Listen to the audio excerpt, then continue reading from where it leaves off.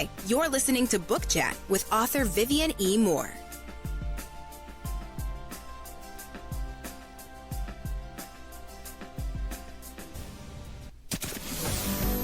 Welcome, everybody, to this week's episode. We really appreciate you joining us. This podcast really shows us how we can all learn, live, and thrive off of each other.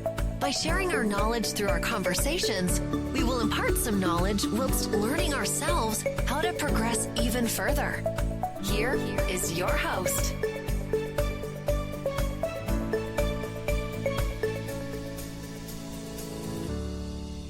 Hello and welcome to Book Chat. I am your host, author Vivian E. Moore.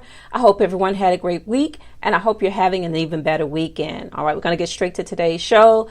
The title is Better Late Than Never and the topic is the trials of editing. You know, we're all familiar with the phrase better late than never, right?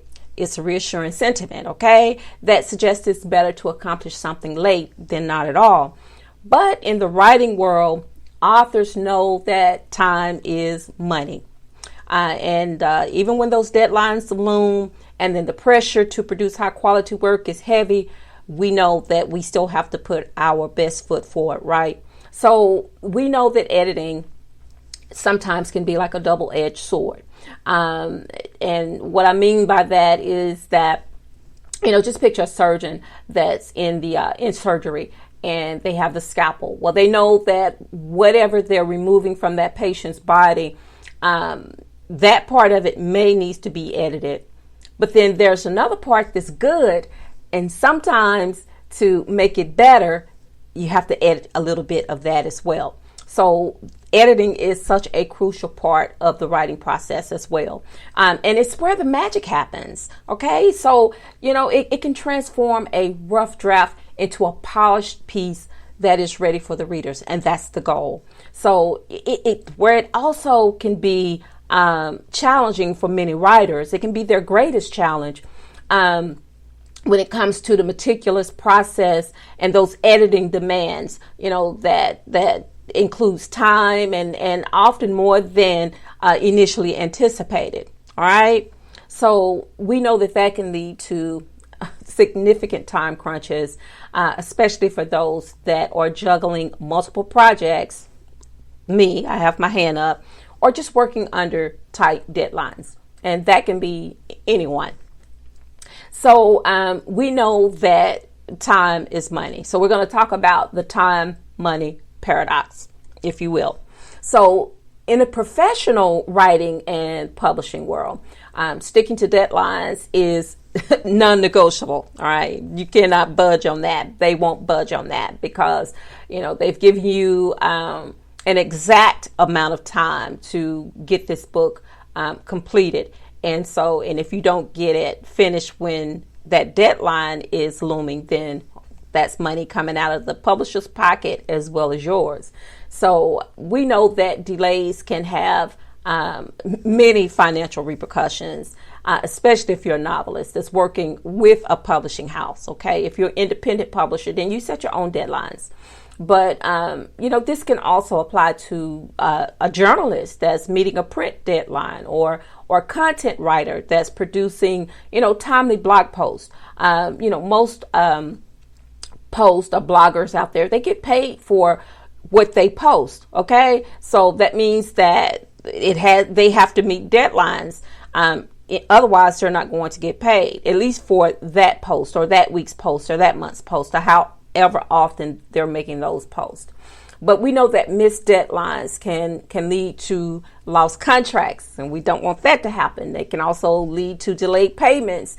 And then it can also lead to having some strained relationships with the clients or the publishers. And we want to stay in good standing with whomever we're working with, all right?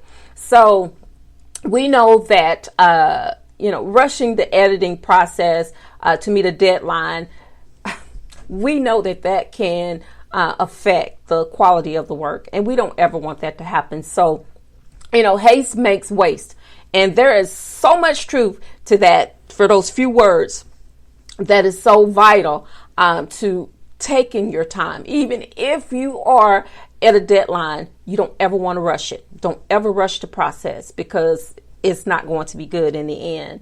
All right. So we know that typos and inconsistencies and then all of those overlooked errors, when you're rushing, they can all slip through.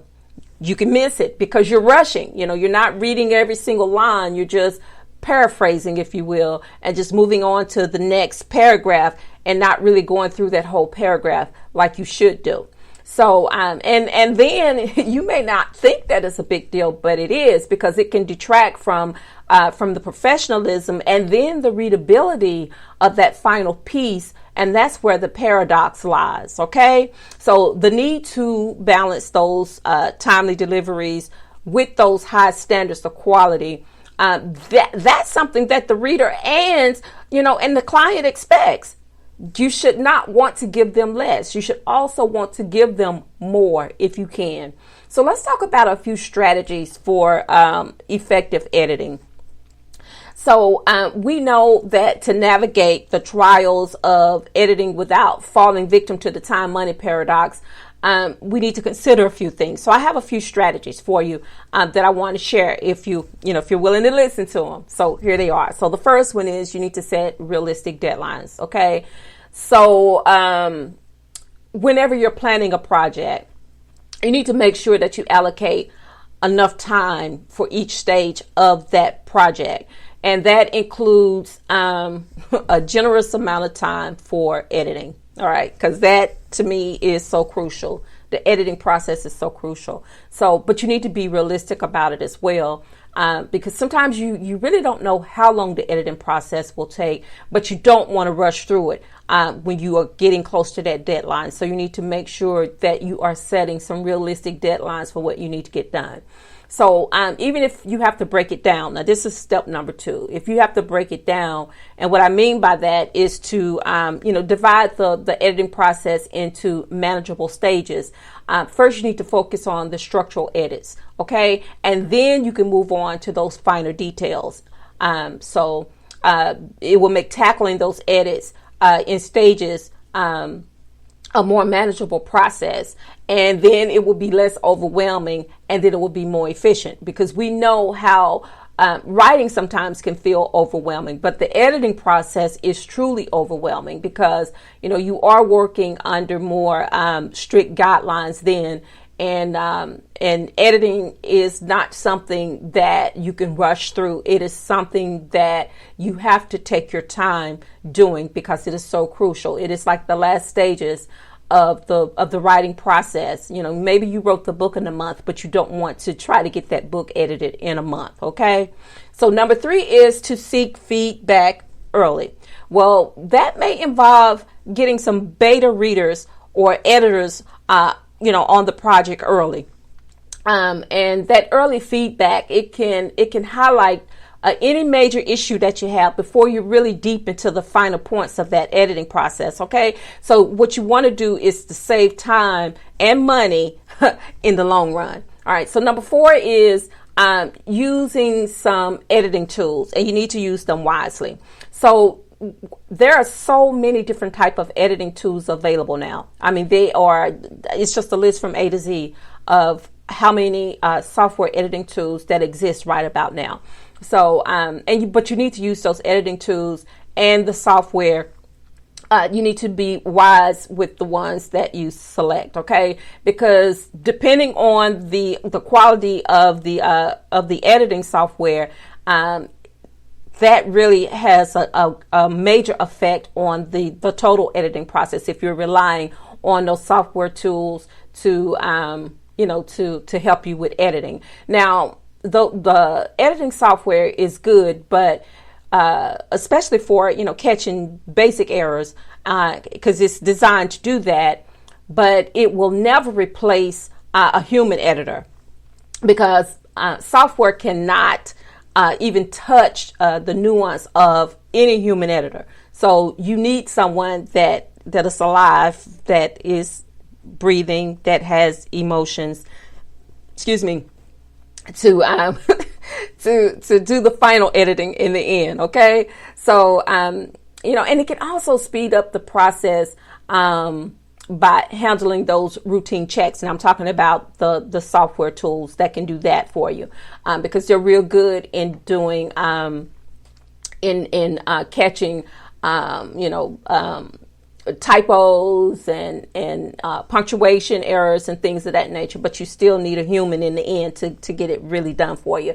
Okay, so the fifth thing is staying organized. So what you need to do is to keep track of those changes and the feedback. You need to keep those things organized, okay? So you don't keep going over the same thing every single time you touch that project. So you can use version control, or you can use some type of dedicated editing software that can help you manage the flow of edits without losing all of your important information. And then number 6 is to prioritize. Now, I know a lot of people, they have issues with being organized or staying organized. A lot of people don't have organizational skills, okay? Just does not exist within them. And so that makes it hard for them to prioritize as well.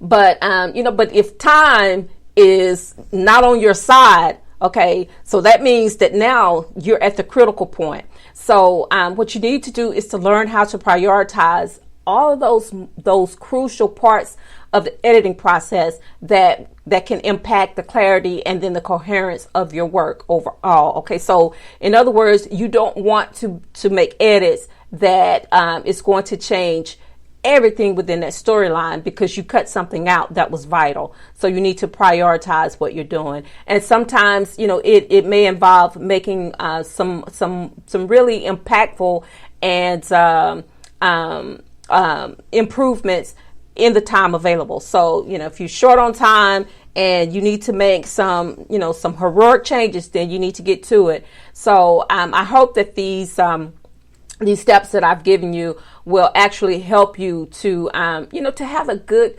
editing experience, if that even exists. I can't think of one single time that that the editing process was good, because that's one of the things that I hate. That I know that's the last part of actually doing the whole writing experience, but the editing process, I hate it. Okay, with a passion. But in the end, and especially in the writing world, better late than never. It often gives that reality that both timeliness, and then quality are critical. And it's more than just a few words, because it is a reality. It's a relatable reality. So by adopting effective editing strategies and writers can better navigate the trials of editing. They can ensure that they deliver polished and professional work without sacrificing their deadlines. And just keep this one thing in your thoughts. While editing may be time consuming, it's an investment, okay, in the quality and the success of your writing. So you need to balance this investment with the demands of the clock, because it's vital to thriving in this fast-paced world of writing. All right, so guys, that concludes the show for today. I hope that you will like, listen, and share. And always, always, always tell those how you care about them the most, how you feel about them today, because tomorrow is not promised. So I love you. I hope you love me back. Until the next time you hear my voice, God bless you and goodbye.